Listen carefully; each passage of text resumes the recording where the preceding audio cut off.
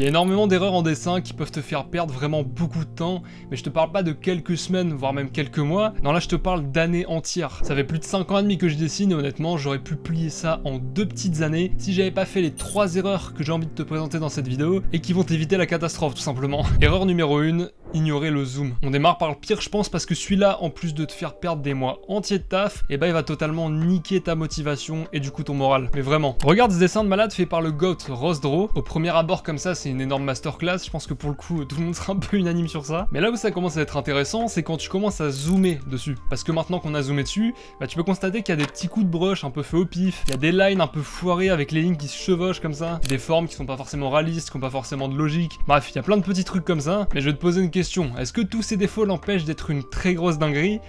Absolument pas. Pendant des années, j'ai toujours zoomé comme un malade là sur mes dessins. Limite, je zoomais tellement qu'on voyait les pixels, tu vois, vraiment à ce point-là. Un autre truc que je faisais aussi, c'était rajouter trop de détails. Une fois le dessin fini, je rajoutais des détails. Ensuite, le lendemain, 24 heures après, idem. Je rajoutais plein de détails parce que j'en voyais à rajouter. Et peut-être même encore après ça, je rajoutais encore des détails, des couches, des couches et des couches. Et je suis sûr que tout ce que je viens de dire là, bah ça doit forcément parler à quelques-uns d'entre vous. Et pour lutter contre ce perfectionnisme, il y a une règle que j'utilise maintenant depuis très longtemps, c'est la règle du cocktail. Quand tu vas regarder une créa que tu trouves hyper stylée sur Insta par exemple, et bah tu vas la regarder en entière, tu vas la regarder dans son ensemble. Tes yeux ils vont pas commencer à aller chercher des détails partout, la preuve, quand je t'ai montré cette image tout à l'heure, bah t'as pas vu les petits détails de merde tout de suite, c'est pas sur ça que tes yeux se sont focus en premier. Quand il voit ça, ton cerveau en fait il a tellement d'informations à process qu'il va faire une sorte de flou d'ensemble sur toute l'image pour que tes yeux aient juste une seule pièce unique à regarder. Donc tu verras pas toutes les petites erreurs à droite à gauche. Le mec sur Insta où c'est littéralement le plus flagrant, c'est Sam Dozart. Regarde cette image, elle est hyper cool hein, on est d'accord. Et bah quand tu commences à zoomer dessus, tu vois plein de petits coups de brush partout. Tu vois même encore le vieux croquis qu'il a laissé à certains endroits de l'image. Tu vois qu'il utilise des gros aplats de couleurs sans aucun effet à certains endroits et qui prennent pas mal de place en plus. Il utilise même un peu tous ces brushes spéciaux avec des espèces de motifs un peu partout. Mais tout ça, si je te le dis pas,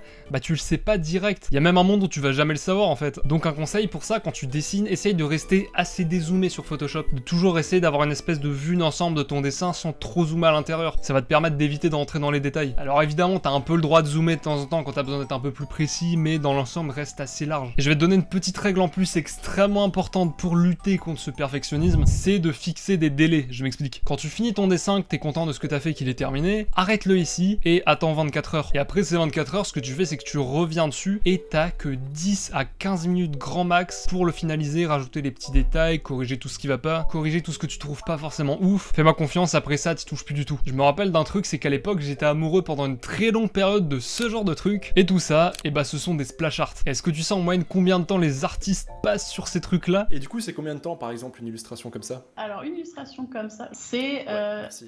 5 semaines. Et donc on est d'accord que là quand tu dis 5 à 6 semaines, c'est 5 à 6 semaines à temps complet sur une seule image. Ah oui. C'est incroyable, c'est énorme. Je sais pas si on se rend compte, c'est à peu près entre 120 et 150 heures de taf, je crois que c'est même plus parfois. Et donc forcément, moi devant tous ces résultats, toutes ces stats, bah j'ai voulu essayer. Et bah ça a donné ce truc là. Peut-être que certains d'entre vous trouveront ça stylé, mais moi devant ça, j'avais juste envie de me foutre une balle. Je vais t'expliquer pourquoi, parce que c'est assez important. Une fois que j'avais fini ce dessin en plus de 4 jours, plus de 20 heures passées dessus, bah je me suis rendu compte, 24 heures après l'avoir fini avec les idées claires, que bah je l'avais un peu foiré. Et j'avais trop le seum. Pourquoi? Parce que je vais te mettre actuellement à l'écran 4 créations que j'ai fait récemment qui au total cumulé m'ont pris 20 heures. Et ce qui est le plus ouf dans l'histoire, c'est que ce sont des créas dont je suis encore plus fier que ce splash art de con là. Donc la conclusion, c'est que si tu passes beaucoup moins de temps sur toutes tes créas, bah du coup tu peux en faire plus. Et si tu fais plus de quantité, bah de 1 tu progresses plus vite, et de 2 tu vois des résultats qui sont assez cool plus vite. Donc ça t'aide à être satisfait, à garder le cap. Tu passes pas comme moi 3 jours de suite sur un putain de splash art pour au final au 4ème jour être dépressif parce que ça marche pas. Sur le long terme, t'es beaucoup plus heureux en privilégiant la quantité. Erreur numéro 2, doser la régularité. Bon, je pense savoir comment toi derrière ton écran tu fonctionnes à peu près. Tu fais sûrement des 6-7 heures de dessin un peu par-ci par-là, sans avoir une routine spécifique ou autre. Et si je vais pas te demander de dessiner tous les jours en mode routine, c'est clairement pas aussi simple que ça. À l'époque, j'avais qu'une seule chose qui trottait dans ma tête, littéralement, c'était rentrer dans une grosse école d'art. Et je vais être honnête, j'avais clairement pas le niveau à ce moment-là pour y rentrer. Donc bah j'ai commencé à taper des 7, 8, voire 10 heures de dessin par jour. J'étais vraiment matrixé de fou. Et honnêtement, sur les premières semaines, j'ai quand même eu une grosse progression, je m'en suis rendu compte. Mais au bout de 3 semaines consécutives, bah plus moyen de dessiner. Enfin si, mais le peu que je faisais quand j'arrivais à le faire, bah c'était de la grosse merde. Et l'énorme erreur que j'ai fait à ce moment-là, bah c'est de continuer quand même, essayer de persévérer encore. Et à votre avis, qu'est-ce qui s'est passé? Un mini burn-out dans ma grosse tronche.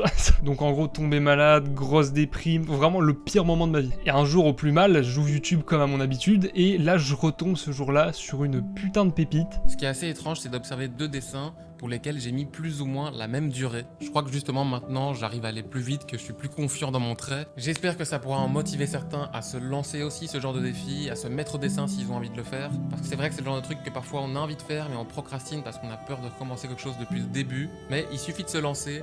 Et en l'espace d'un an, il y a moyen déjà de voir un petit niveau. I definitely spent more time this time around than just 10 minutes a day, which is kind of the point, you know? It's just a way to make you set a goal to do something for 10 minutes a day. It's a great way to make you keep going at it. And I was having so much fun doing it anyway. Whatever goals you have, I believe in you. You can do it. Man, after 30 days of grinding, of drawing and learning, I really think I made something very, very cool. Le point commun entre ces 3 youtubeurs, c'est qu'ils ont tous de leur côté dessiné tous les jours sur une période de 100 jours à 365 jours. Et comme tu peux le constater, leurs résultats sont juste incroyables. Et à ton avis, est-ce qu'ils ont eu besoin de 7, 8, 10 heures de dessin par jour? Eh bah non, ils ont juste eu besoin de 1 à 2 heures grand max, c'est tout. Donc moi, après ce gros déclic que je viens de me prendre, bah forcément j'ai commencé à appliquer tout ça dans ma vie, dans mon rythme de travail. Et aujourd'hui, bah je suis toujours, après plus d'1 an et demi, dans cette fameuse école dont je rêvais d'entrer, et mon niveau de dessin ressemble actuellement à ça. Alors pour tout ce bordel là que je viens de te dire, il y a 2 règles extrêmement importantes. La première, c'est la structure. Parce que si t'as pas de structure, bah tu sais pas quoi dessiner, donc tu perds du temps où tu pourrais être productif sur cette courte période de 1 à 2 heures. Donc je te demande pas de faire un emploi du temps de toute ta semaine, mais juste planifier un peu avant de dessiner. Tu te dis par exemple, ok, hier j'ai vu l'anatomie, avant-hier la perspective, peut-être qu'aujourd'hui je vais essayer de voir les portraits, tu vois, tu te dis ça. Et surtout tu t'y tiens, c'est très important ça. Deuxième conseil, c'est le fait de monter en niveau. T'arriveras pas à taper des 2-3 heures de dessin par jour, tous les jours, direct après cette vidéo, je te garantis que c'est impossible. Vraiment, essaye même pas. Donc, commence à 20 minutes, puis tu montes à 40 minutes, puis tu montes à 1 heure, etc., etc. Il faut le temps à ton cerveau de s'habituer à tout ça. Erreur numéro 3, le manga. À l'époque, j'étais vraiment matrixé par le cartoon, le style cartoon. Plus précisément, ce style de cartoon, je trouvais ça vraiment fou. Et je me rappelle vraiment, je dessinais ça H24. Je faisais que bourriner des studios d'artistes que je suivais dans ce style. Et vraiment, je voulais ce style de dessin à tout prix. Je faisais même un truc, c'est que je m'amusais à créer des chara-design moi-même de A à Z et de les refaire avec ce style de dessin. Bref, j'étais juste matrixé. Et tout ça, et bah ça a changé quand j'ai commencé à rentrer dans des discords de feedback pour les artistes. Et en vrai, bah ça m'a fait un peu mal au cul, mais tout le monde était assez unanime pour dire un truc, c'est que mes persos étaient claqués, mon anatomie était pourrie, j'avais des proportions dégueulasses, bref, le mur. Et pourquoi je vous raconte ça?